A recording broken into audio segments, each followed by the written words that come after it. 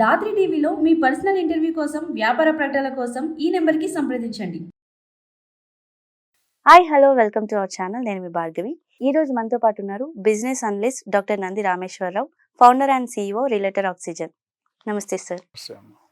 Sir 2025 ఈ ఇయర్లో అసలు గోల్డ్ రేట్ ఎలా ఉంటుందంటారు? గోల్డ్ అనేది ఏంటంటే పసుపు పసిడి, ఇది చాలా ఇంపార్టెంట్. ఆడవాళ్ళకి జనరల్గా 2-3 విషయాలు బాగా ఇష్టం. బట్టలు, నగలు, పూలు అనేది జనరల్ ది లైక్. దానికోసం ఇంకేదైనా వదిలేస్తారు. సో మీరు తెలుసుకుంటే ఒక అనాలిసిస్ ప్రకారం వరల్డ్ గోల్డ్ కౌన్సిల్ అని ఉంది. అది దాని లెక్కల ప్రకారం వరల్డ్లో 275 కంట్రీల పైన ఉన్నాయి. మన ఇండియా నుండి ఒకటే 11% ఆఫ్ ది గోల్డ్ కన్జంప్షన్ ఉంది. 11% అంటే 175లో ఒక కంట్రీకే అంటే హైయెస్ట్ గోల్డ్ కన్జంప్షన్ 24,000 టన్స్. అట్లా మిగతా దాంట్లో జర్మనీ, US, రష్యా అవన్నీ కూడా తక్కువ ఉంటాయి. 3,000, 2,000, 1,400, 1,900 టన్స్. ఒక టన్ అంటే 1000 కేజీలు. సో గోల్డ్ ఏమవుతుందంటే 1996 to 2001 or 2 కంటిన్యూస్గా పడిపోయింది రేటు, తగ్గుతూ పోయింది, మళ్ళీ అక్కడ పెరుగుతూ పోయింది. సో పాత అనాలిసిస్ అయితే 1930-20లో తులం 15 రూపాయలు, 20 రూపాయలు ఉండేది గోళం. 10 grams. మా నాన్నమ్మ చెప్పేది వాళ్ళు బంగారం రాళ్ళతో ఆడుకునేవాళ్ళు. అంత చీప్ అప్పుడు, తక్కువ. సో అది అలాగలా పోయి 1993లో 4,500. అండ్ నేను మాట్లాడే 24 క్యారెట్ బంగారు. 22 ఆర్నమెంట్ ఉంటుంది, 24 క్యారెట్ ప్యూరిటీ. 2011-12లో 28,000 అయింది. అంటే గ్రోత్ చూడండి. తర్వాత కరోనా టైంలో 50,000, 52,000, 54,000 ఉంది. మళ్ళీ అక్కడ 2 సంవత్సరాలు తగ్గింది గోల్డ్ కరోనా టైంలో. మళ్ళీ తర్వాత బాగా పుంజుకొని 65,000, 60,000కి వెళ్ళిపోయింది. ఆ తర్వాత మొన్న లేటెస్ట్ ఒక 1 month బ్యాక్ 82,500కి వెళ్ళింది హైయెస్ట్. ఒకటేసారి హైయెస్ట్ అంటే 25, 66, 70 తక్కువ 18,000, 20,000 జంప్ అయిపోయింది. అదే 22 క్యారెట్ నుంచి 75,000 అట్లా వచ్చింది. సో గోల్డ్ అనేది పెరుగుతుంది, తగ్గుతుంది.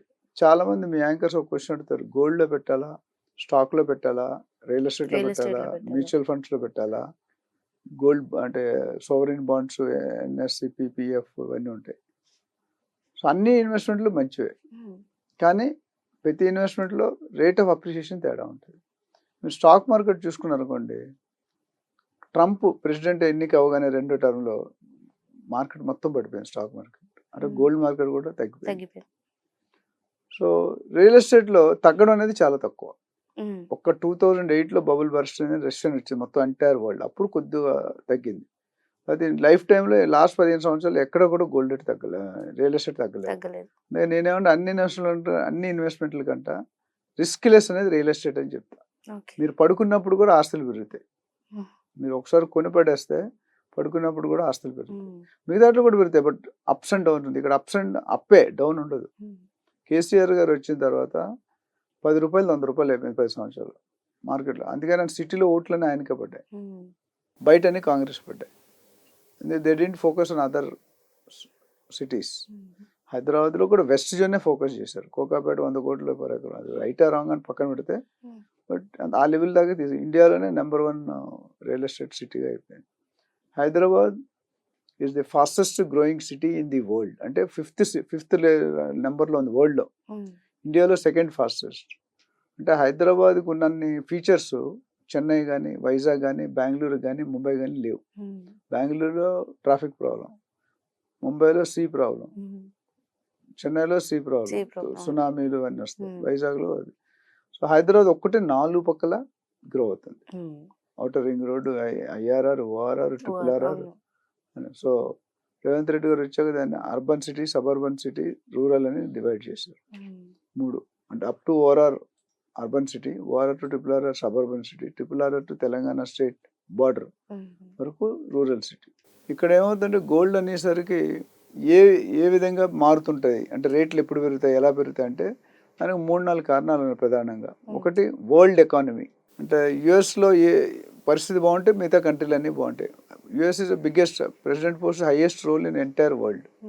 సో అమెరికా బాగుంటే మనం బాగుంటాం, అమెరికా బాగోతే మనం బాగోం, మనమే కదా మిగతా కంట్రీలు అన్నీ కూడా. రెండోది political conditions. Geo political condition, దానివల్ల కూడా గోల్డ్ రేట్ మారదు, తగ్గొచ్చు పెరగచ్చు. మూడోది మీరు చూసుకుంటే ఇజ్రాయెల్, ఇరాన్, యుక్రెయిన్, రష్యా యుద్ధాలు అయినప్పుడు ఇన్కమ్ రాదు వాళ్ళకి. వస్తుందా? ఎవరైనా వెళ్తారు? టూరిజం ఉన్న వెళ్తారా? జాబ్కి వెళ్తారా? అక్కడ ఎంత ఎవడు ఉంటాడో ఎవడు పోతాడో తెలియదు. అప్పుడు ఏం చేస్తారు? డబ్బులు కావాలంటే ఏం చేయాలి మరి వాళ్ళు? ప్రతి కంట్రీ కూడా నిధులు ఉంటాయి, సెంట్రల్ రిజర్వ్స్. ఆ నిధుల్ని బయటకు వదులుతారు. అందులో one of the form gold. ఒకసారి ఈ అవసరం అయినప్పుడు 2000-3000 టన్నులు ఒకేసారి మార్కెట్లో వచ్చేస్తుంది. ఇప్పుడు రేటు తగ్గిపోతుంది. ఎందుకు? డిమాండ్ లెస్, సప్లై మోర్ ఉంటే రేట్ తక్కువ ఉంటుంది. Demand more, supply less, rate తక్కువ. Demand more, supply less rate పెరుగుతుంది. సప్లై మోర్, డిమాండ్, రేట్ తగ్గుతుంది. సో రెండు ఆపోజిట్ సైడ్స్. సో ఇప్పుడు అవి రిలీజ్ అయినాయి, అందుకని మన గోల్డ్ ఒకేసారి తగ్గడం రీజన్ ఒకటి. అట్లనే ఔన్స్ బంగారం అని కొలుస్తారు వరల్డ్లో. అంతకుముందు $2,200-2,300 ఉండేది. కానీ ఈ తర్వాత $2,800-2,700 వచ్చేసింది. ఇది మీరు ఇందాక అడిగిన ప్రశ్న 2025 డిసెంబర్ కల్లా 1,00,000 పైనే ఉంటుంది గోల్డ్ తులం మినిమం. 1,00,000-1,03,000 ప్రిడిక్షన్ బట్టి 2% ఇటు. అదేవిధంగా వెండి చూసుకుంటే ఆల్రెడీ 1,03,000 వెళ్ళిపోయింది. ఇది నెక్స్ట్ 1 yearలో 1,15,000 వెళ్ళే సూచనలు కనిపిస్తుంది. సో కొనుక్కునే వాళ్ళు ఎవరు ఉంటే ఆలోచించుకుంటే కొనుక్కోవడం మంచిది. Right sir.